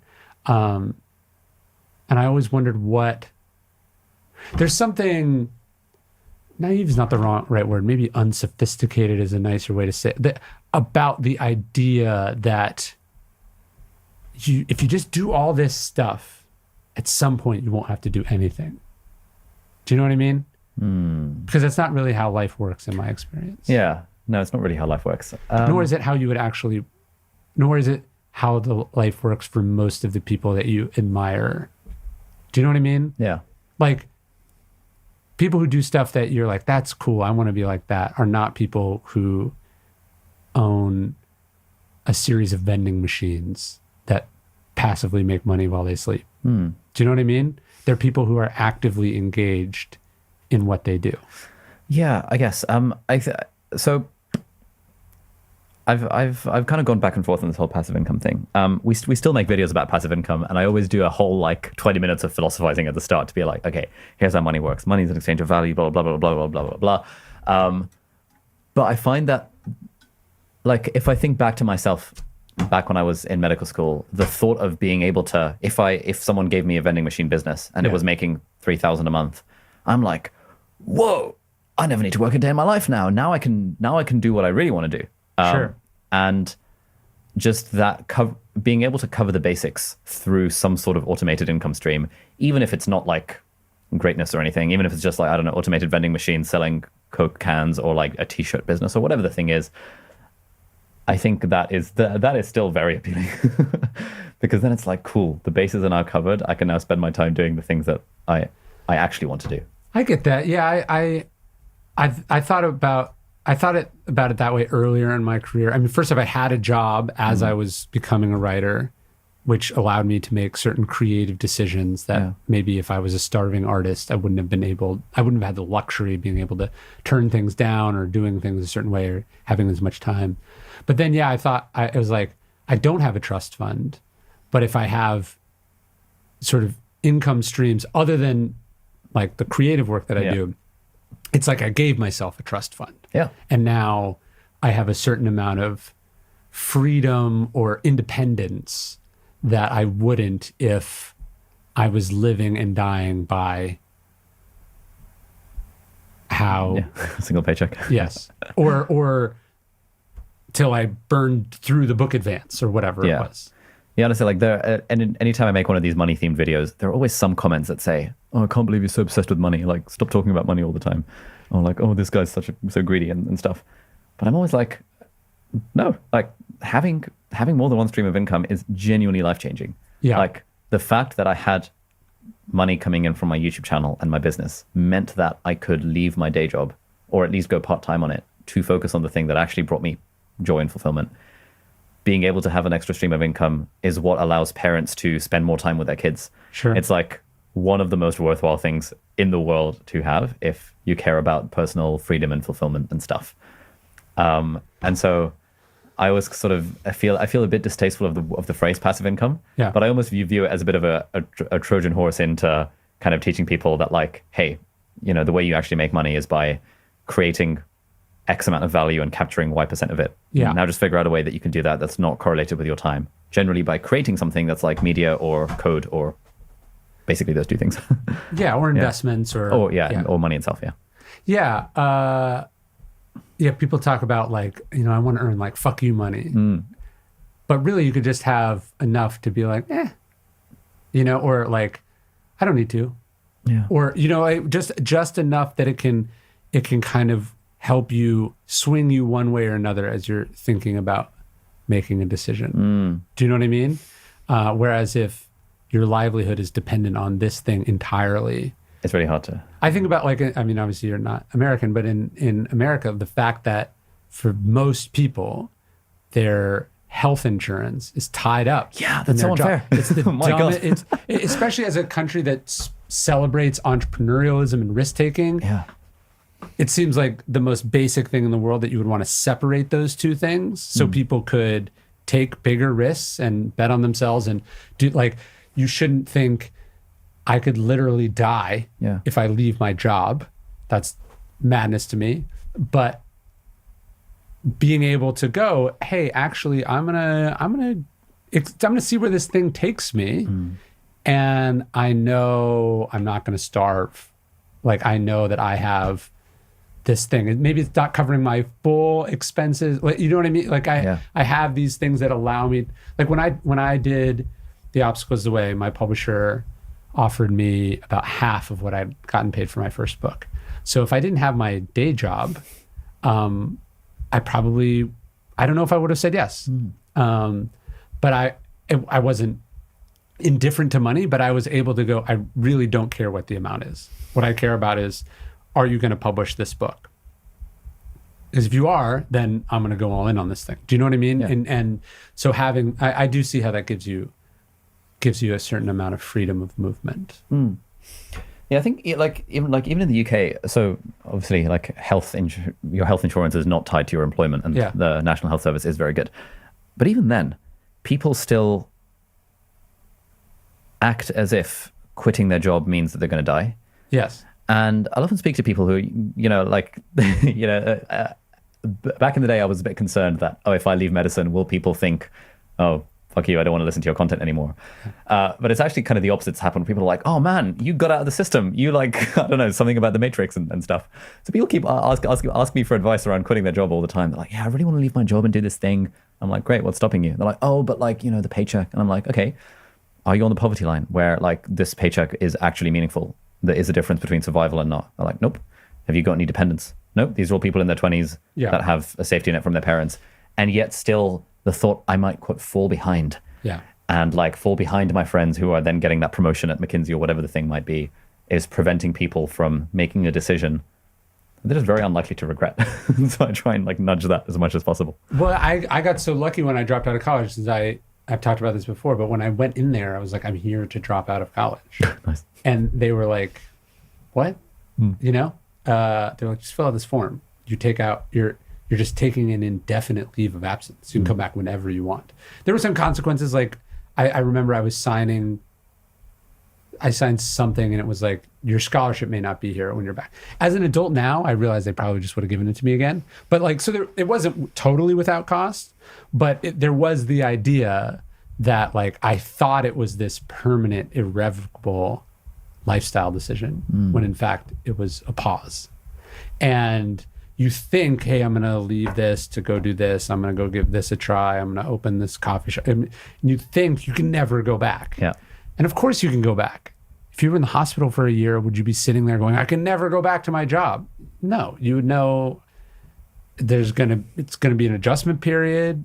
I might have some catch up I have to, you know, but you just go get another job. Like that's how life works. Right. But especially when you're younger and you don't have the experience, it feels like the shift or the transition or the quitting can never be undone. And only with time you realize that the stakes were so much lower than you thought they were.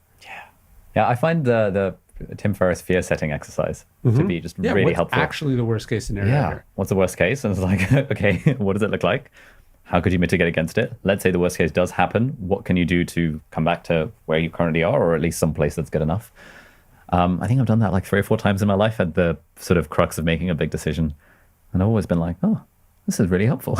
Yeah. The worst case is never as bad as we think it is. And recovering from the worst case is also never as hard as we initially think it's going to be. Yeah, I remember when I was thinking of dropping out, I was talking to this person and he was telling me I should do it. And I go, what happens if it doesn't work out? And he was like, when I was in college, he's like, I got mono or something. He got something and he spent a year recovering. Yeah. And he's like, do you know how many times this has come up in my life that it took me 5 years to graduate from college? 0 times. Nobody knows. Nobody even does the math. You started college at this date. You got your first, nobody knows. Yeah. It as more time goes by, it just all like you spent your time in college, now you're not in college. No one's like, oh, but what about that year between your sophomore and your junior year? What was that about? It never comes up. And his point was like, if I take this risk and it doesn't work out, I just go back and it takes you 4 years to graduate, 5 years to graduate, whatever. It's a rounding error in the big scheme of things. There's I think it's this thing that Jeff Bezos says, which is like, he's talking about the kind of the game of entrepreneurship, and he's sort of likening it to a baseball match. And he's like, normally in a baseball match, you can either hit 1 to 4 runs or whatever the number is. I don't know anything about baseball, but he's like, in entrepreneurship, you can take a swing, but like the upside of the swing is infinite. Yes. And so if you take enough swings, you can actually get an outcome that way outperforms what you could have done if you were doing the job thing, for example. And I think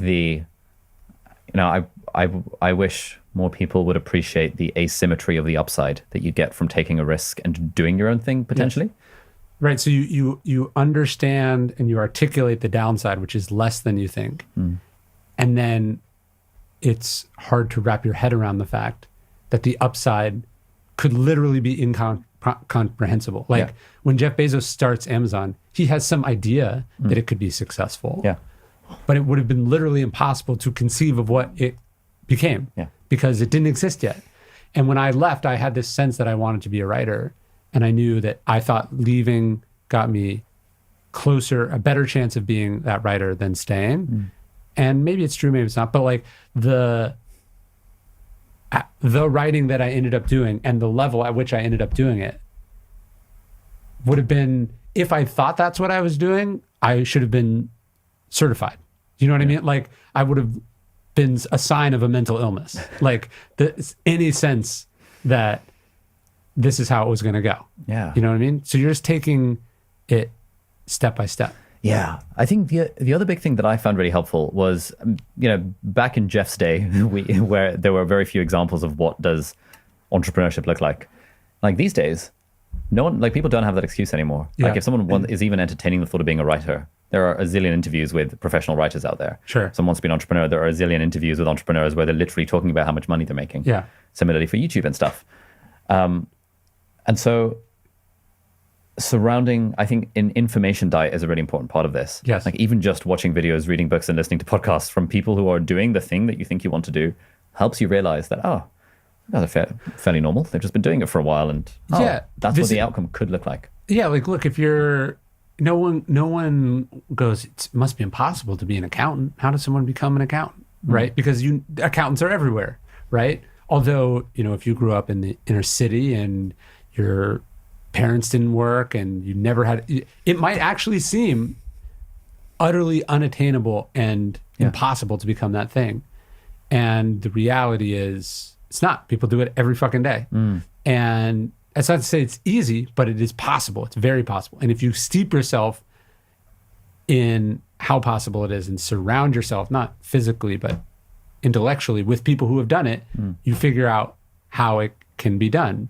And we talk a lot these days about like Nepo babies and nepotism. I think so much of that is if your mom was a famous actress, sure, that gives you advantages and introductions and you're in this sort of milieu that's beneficial. But also that doesn't seem impossible or impractical because your mom is doing it. She's not that great. Do you know what I mean? She's like, you're just like, people do this. It is a job. You see how it works. It's deconstructed and demystified for you in a way that allows you to give yourself that self-assignment. Like, I could do that. Yeah, it was the same for me with the medicine stuff. Like, I didn't have any official advantage getting into med school, but both my parents are doctors. All of my friends' parents are doctors. Basically, everyone I knew growing up was a doctor. Yeah. And so, like, it doesn't seem that hard. People become doctors. And then, it was only when I started applying to med school and stuff where some people, oh my God, you're applying to med. Wow, that's so hard. Is it? Like, everyone I know is a doctor. Like, sure. It's not that big a deal. I think it's that same concept applied to, anything. So people will probably be listening to this towards the end of the year where they start thinking of habits and resolutions. If someone's like, I want to be more productive next year, what would you tell them? Ooh, if someone wants to be more productive next year, all right, I've got three things. Number one is actually just figure out, or at least make a rough first draft of where do you actually want to go? Like, sure, you can be more productive by cranking out more words per day or whatever, but like, if you're not trying to be a writer and don't have a vague sense of what productivity is not a goal. Exactly. Yes. Productivity is like sort of an effectiveness measurement en route to a particular goal. And if you don't have that goal, then optimizing for productivity is completely pointless. Yeah. So I think step one is to figure out what the goal is. Some people don't like the word goal. The most helpful exercise I've ever found for this is something called the Odyssey Plan, from the book Designing Your Life by Bill Burnett and this other guy who's like some Stanford professors. And basically the idea is that you imagine your life 3 to 5 years in the future if you continued down your current path, and you write out what it would look like. Then you go back to day one, back to today, and you imagine your life 3 to 5 years from now if you had to take a completely different path. And then you go back.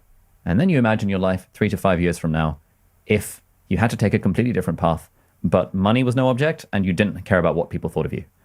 And that just gives you sort of this divergent thinking that most people just never do. And I personally enjoy like doing that exercise every year and then converting it into okay, what does my 12-month celebration look like? 12 months from now, what would I like to be celebrating in the different realms of life? Health, work, relationships, joy. Those are the 4 that I like personally. Sure. And now I've got some goals written down. And there's so much evidence that says that people who write down goals, people who have goals are way more productive than people who don't. And people who write them down are even way more productive than people who don't write them down. So step 1, figure out what your goals are and just write them down. Step 2, I find it super helpful to just convert all of those goals into what is the action I have to take each week. So if you're, for example, trying to write a book, it might be a daily action of writing for 2 hours a day or 1,000 words or whatever the thing might be. In my case, I'm trying to get fit. And so weight training 3 times a week is the habit or the system I'm trying to develop. And then number 3 is putting all those things in the calendar. And then if they're in the calendar and you can make yourself the sort of person that does what's in the calendar, honestly, that is like 95% of all of the world's productivity advice condensed into 3 things. Figure out where you want to go, turn it into, and figure out how you're going to get there, and then just put it in the calendar and do the thing when it comes around. With a fresh year coming, what would you recommend people stop doing? Like what's like a destructive habit that you would say to get rid of? That's a really good question. What should people stop doing? A really big one that holds everyone back is overthinking. So much research from this book around procrastination was realizing that procrastination is primarily an emotional problem. There is some sort of kind of fear of looking bad, fear of failure, self-doubt. The mind starts to weave all these stories about how we're not good enough to do this particular thing. And, I've interviewed a couple of kind of professors in procrastination who've done all the research about this. And their whole thing is like, you've just got to find a way to cut through the bullshit that the mind will present to you and just make a start on the thing. And often procrastination is a problem with getting started, because once we get started, the inertia means that we'll just continue going. It's way harder to... Right, objects in motion tend to continue. Exactly. Newton's first law. Yeah, we talk about that in chapter 4 of the book. So recognizing that has really helped me recognize that when the mind is getting in the way, the best thing I can do is just get started with the thing. And then the mind has a habit of just sort of getting out of the way. But if people can stop overthinking and stop letting this fear of self-doubt and failure and stuff getting in the way of living their best life, I would love that. I would love for that to happen. All right, last question. What's something you feel like the Stoics can teach a person who wants feel-good productivity? Yeah, I think the main one I always come back to is the dichotomy of control. Epictetus, is it? Yeah. Oh, yeah. There are some things that are within our control, and there are other things that are not within our control. And any amount of worrying about the things that are not within our control is usually worry that is wasted. And I think a big part of feel-good productivity is find a way to control the things that you can control. A huge part of what drives intrinsic motivation is the sense of autonomy, sense of control, the sense that we have power over what we're doing. And some people are like, well, I don't have any control over what my boss tells me to do. It's like, okay, you might not have control over the specific thing you have to do, but you might have control over how you choose to approach it. You have control over the process. Can you find a way to make it more interesting? Can you find a way to speed it up? Can you find a way to slow it down? Can you find a way to, add music in the background to make it more interesting? There is always control that we can take in basically every situation, even in situations where we feel like we have none. And there's that quote from Viktor Frankl where he's in Auschwitz and is sort of surrounded by the German concentration camps and everything. And even in that scenario where he and his fellow inmates have no control over anything at all, at least they retain control over their own mind. Yes. And over how they choose to approach the situation. So even in the most extreme of situations, we can find the things that we can control and we can focus on controlling those. And I think that's such a nice idea from Stoicism that I always come back to. No, that's very well said. My productivity advice from the Stoics would be a question. Mark Aurelius says you have to ask yourself every moment, is this essential? He says, because most of what we do and say is not essential. And he says, when you eliminate the inessential, you get the double benefit of doing the essential things better. And so when I think about how I'm able to do what I do, there's the things that I don't do, that I've stopped doing, or that I have delegated someone to do, or that I have brought on a team to scale being able to do.